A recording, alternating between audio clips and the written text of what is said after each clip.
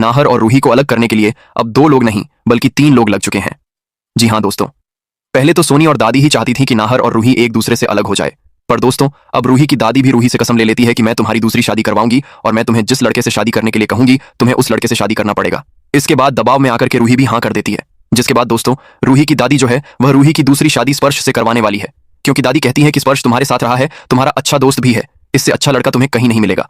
और दोस्तों एक तरफ दादी और सोनी जो है वह काफी ज्यादा उधर खुश होती है, क्योंकि उन्हें लगता है कि जैसे ही रूही और स्पर्श की शादी होगी तो नाहर और शीतल की शादी में रुकावट नहीं आएगी, क्योंकि जब तक रूही की दूसरी शादी नहीं होती है नाहर शीतल से कभी भी शादी नहीं करेगा। इसलिए अब दादी और सोनी काफी ज्यादा खुश हैं। तो चलिए दोस्तों जानते हैं आगे की कहानी की क्या सच में स्पर्श और रूही की शादी होगी या फिर नहर बीच में रोक देगा। कहानी की शुरुआत उस वक्त से होती है जब रूही की जिंदगी एक बार फिर दूसरों के फैसलों के बीच फंस चुकी होती है और घर में शादी का माहौल बना हुआ होता है।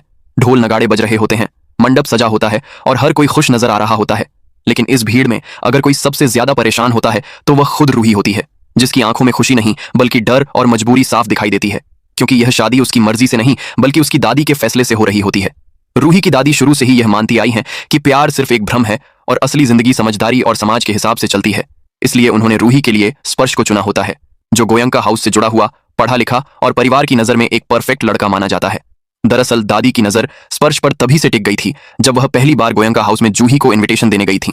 उसी पल उन्होंने मन ही मन तय कर लिया था कि रूही की शादी अगर होगी तो इसी लड़के से होगी। दादी नाहर और रूही के रिश्ते के बारे में सब कुछ जानती थीं। उन्हें यह भी पता था कि दोनों के बीच क्या चल रहा है, लेकिन फिर भी उन्होंने जानबूझकर उस सच्चाई को नजरअंदाज कर दिया। हालात ऐसे बना दिए गए कि रूही चाहकर भी दादी का विरोध नहीं कर पाती और दादी उससे कसम ले लेती हैं कि वह उनकी पसंद के लड़के से ही शादी करेगी। मजबूर होकर रूही सिर झुका देती है, लेकिन उसका दिल अब भी नाहर के नाम पर धड़कता रहता है। उधर स्पर्श भी शुरुआत में इस रिश्ते को लेकर कंफ्यूज रहता है, लेकिन सोनी की बातें उसके दिल में एक अलग ही बीज बो देती हैं। सोनी उसे समझाती है कि दोस्ती से ही प्यार की शुरुआत होती है और धीरे धीरे स्पर्श को लगने लगता है कि शायद वह सच में रूही से प्यार करने लगा है। वह सोचता है कि समय के साथ सब कुछ ठीक हो जाएगा और रूही भी उसे अपना लेगी। देखते ही देखते शादी का दिन आ जाता है। मंडप में मंत्र गूंज रहे होते हैं, रिश्तेदारों की नजरें दूल्हा दुल्हन पर टिकी होती हैं और रूही भारी मन से मंडप में बैठी होती है। तभी अचानक माहौल पूरी तरह बदल जाता है जब भीड़ के बीच से नाहर वहां पहुंचता है। नाहर की आंखों में गुस्सा नहीं बल्कि दर्द और बेइंतहा प्यार होता है। वह यह सब और बर्दाश्त नहीं कर पाता और बिना कुछ सोचे समझे सीधे मंडप की तरफ बढ़ता है।